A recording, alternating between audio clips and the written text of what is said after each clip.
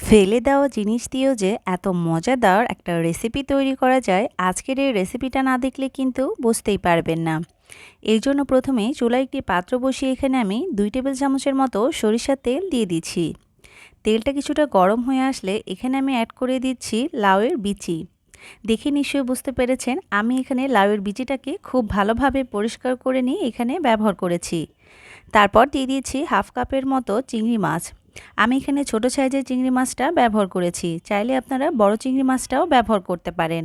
Half cup পেঁয়াজ কুচি, 1/4 cup রসুন কুচি, 3-4টার মতো কাঁচামরিচ কুচি, স্বাদ মতো কিছুটা লবণ আর হাফ চা চামচ হলুদ দিয়ে এটাকে খুব ভালোভাবে ভেজে নিচ্ছি।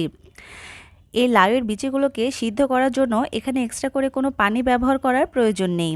লাউয়ের বিচি কিন্তু খুব সহজেই সিদ্ধ হয়ে যায়।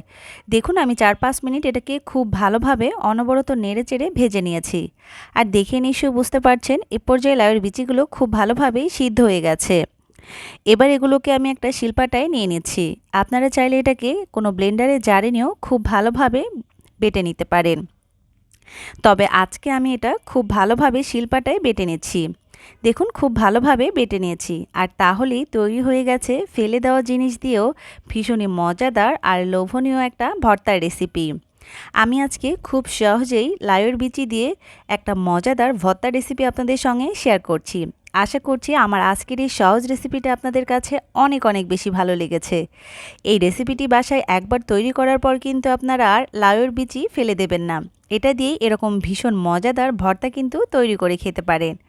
আপনারা চাইলে এই ভর্তাতে চিংড়ি মাছ না দিয়েও কিন্তু তৈরি করতে পারেন, তারপরও এটার স্বাদ অনেক অনেক গুণে ভালো আসে।